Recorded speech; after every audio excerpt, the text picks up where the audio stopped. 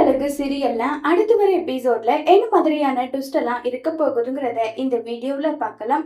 எப்பவும் போல ரேவதியும் மதி மலர் கூட திரும்பவும் வாக்கிங் போறதுக்காக வீட்டுல போய் சொல்லிட்டு கிளம்பி போறாங்க. அந்த நேரம் பார்த்து கரெக்டா தங்கராஜ் வராங்க வீட்டுக்கு. தங்கராஜ் அம்மா எங்கம்மா ரேவதி ரேவதி ஆளே காணுன்றாங்க. தங்கராஜே முன்ன மாதிரி எல்லாம் அவ கிடையாதுடா.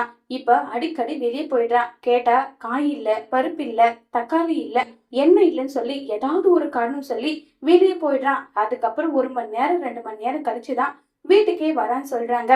ஏமா இதெல்லாம் என்கிட்ட நீ சொல்ல மாட்டியன்றாங்க. எதுக்கு? புருஷன் பொண்டாட்டிக்குள்ள சண்டை வர வைக்கிறதுக்காகவா? அதெல்லாம் ஒண்ணும் இல்ல, நான் ஏடா சொல்லணும், அதெல்லாம் எதுவும் இல்லைன்னு சொல்லிட்டு இருக்காங்க. மா அவ எப்ப போறா எப்ப வரா அந்த டைமிங் உங்களுக்கு தெரியுமா? பாருட தங்கராஜே, எனக்கு அவ மேல சந்தேகம் எல்லாம் கிடையாது. ஏதோ ஒரு விஷயமா அவ வெளியில போறா வரா, அதை மட்டும்தான் நான் சொன்னேன். அதுக்காக அவ தப்பு பண்றான்றதெல்லாம் அர்த்தம் கிடையாது. இத்தனை வருஷமா நீ அவ கூட குடும்பம் நடத்திட்டு இருக்க, அவளை பத்தி உனக்கு தெரியாதான்னு சொல்லி கேக்குறாங்க. மா இப்ப நீங்க தானமா சொன்னீங்க அவ இப்படி பண்றா அப்படி பண்றான்னு சொல்லிட்டு, உடனே சந்தேகப்படாதன்னு சொல்றீங்கன்னு சொல்லிட்டு தங்கராஜ் கேட்டுட்டு இருக்காங்க. இங்க பாருடா, அவ இப்படி பண்றா அப்படி பண்றான்னு தான் நான் சொன்னேன்னு தவிர அவன் மேல எந்த தப்பும் இருக்கிற மாதிரி எல்லாம் நான் ஒன்னும் சொல்லலையேன்னு சொல்லிட்டு கேட்டுட்டு இருக்காங்க. கரெக்டா ரேவதி ரொம்பவே சந்தோஷமா மதி மலர் கூட வாக்கிங் போனதை நினைச்சு ரொம்ப சந்தோஷமா வராங்க. வந்ததோ எங்கடி போயிட்டு வரேன்னு சொல்லிட்டு தங்கராஜ் வந்த உடனே கேக்குறாங்க. ஏங்க இல்லைங்க, மார்க்கெட்டுக்கு போய் வந்துன்றாங்க. மார்க்கெட்டுக்கு போனியா? என்ன வாங்கிட்டு வந்த காட்டுன்னு சொல்றாங்க. அத்தை கிட்ட சொல்லிட்டு தாங்க போனேன்னு சொல்லிட்டு அழுகிற மாதிரி பேசுறாங்க. இங்க பாரு, அத்தை கிட்ட சொல்லிட்டு போனேன், ஆட்டுக்குட்டி கிட்ட சொல்லிட்டு போனேன், இது எதுவுமே நான் கேட்கல. நீ மார்க்கெட்டுக்கு போனேன்னு சொன்னியா? மார்க்கெட்டுக்கு போய் என்ன வாங்கிட்டு வந்த காட்டுன்னு சொல்றாங்க. அதே மாதிரி ரேவதியும் மார்க்கெட்ல என்ன வாங்கிட்டு வந்தாங்களோ அதுக்கான பில்லு டைமிங் எல்லாமே கரெக்டா பிக்ஸ் பண்ணிட்டு வந்திருக்காங்க. இது எல்லாமே ரேவதியோட ஏற்பாடு. ஏன்னா நம்ம ரேவதிக்கு தெரியும், ஒரு நாள் இல்ல ஒரு நாள் தங்கராஜ் கிட்ட மாட்டிப்போம், அதனால இந்த மாதிரி ஒரு ஏற்பாடு பண்ணிக்கலாம்னு சொல்லிட்டு தான் நம்ம ரேவதி அந்த மாதிரி ஏற்பாடு பண்ணிருக்காங்க. அத்தை பாத்தீங்களா, உங்க பையன் என் மேல சந்தேகப்படுறாரு. இத்தனை வருஷமா அவருக்கு உண்மையான மனைவியை தானே நான் வாழ்ந்துட்டு இருக்கேன். அவர் எப்பனாலும் எங்கனாலும் வெளியே போறாரு வர்றாரு. இப்ப வரைக்கும் ஒரு கேள்வி கேட்டனாத்த வீட்டு செலவு இல்லாதத வாங்கிட்டு வர போனா கூட இப்படி கேக்குறாரு.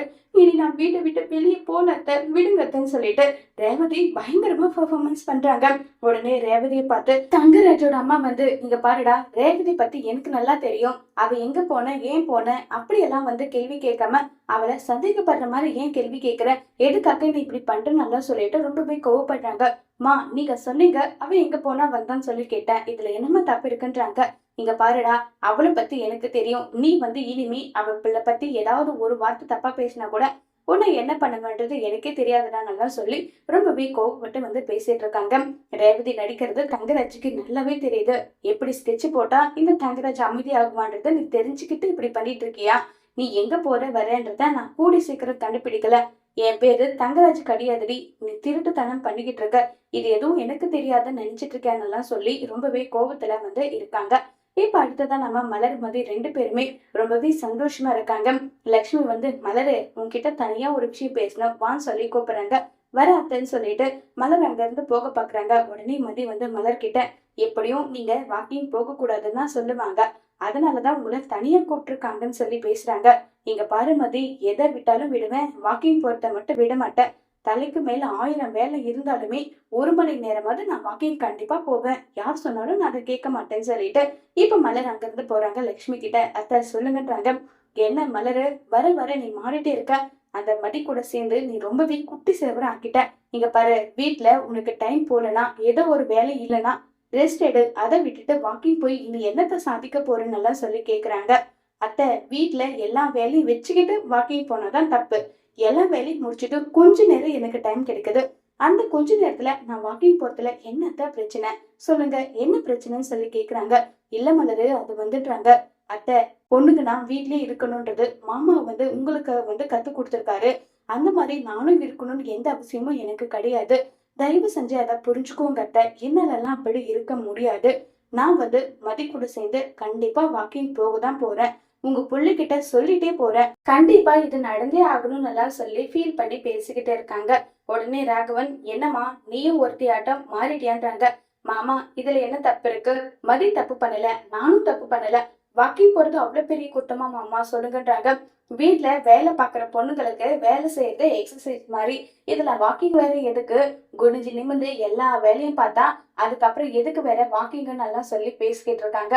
இதை கேட்டதும் உடனே நம்ம மதிக்கு பயங்கர கோபம் வருது. உடனே மதி பேச வராங்க.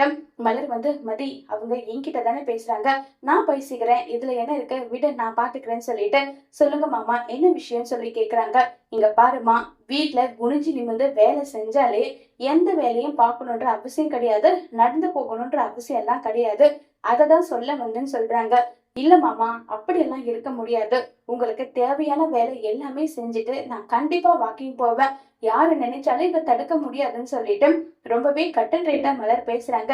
என்னடி சொல்லி கொடுத்து பேசிட்டு இருக்கியா?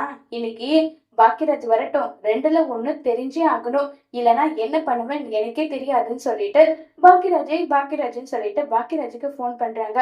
உடனே பாக்கியராஜ், அம்மா சொல்லுங்கம்மா என்ன விஷயம்ன்றாங்க. டேய், உன் பொண்டாட்டி என்னை எப்படி எல்லாம் எது தெரிஞ்சு பேசுறா தெரியுமா? அவ இப்படி எல்லாம் பேசுவான்னு நினைச்சு கூட பாக்கலடா பாக்கியராஜ்.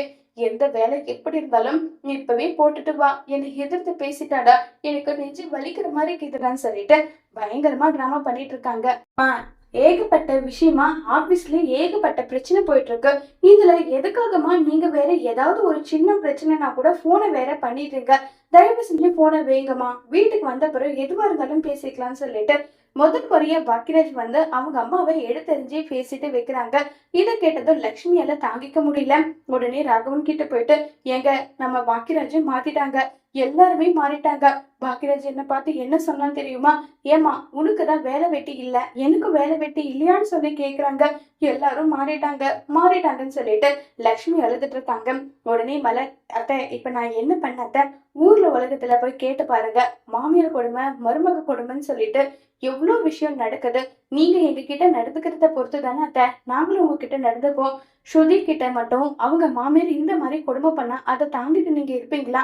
ஆனா நாங்க மட்டும் அதை தாங்கிட்டு இருக்கணும்னு என்ன அவசியம் இருக்காதுன்னு சொல்லி மலர் வந்து வெட்டு ஒண்ணு துண்டு ரெண்டு பேசுறாங்க. இதை கேட்ட ராகவனும் லட்சுமி பயங்கர ஷாக்கிங்ல இருக்காங்க. அதோட இந்த எபிசோட முடிச்சிருக்காங்க.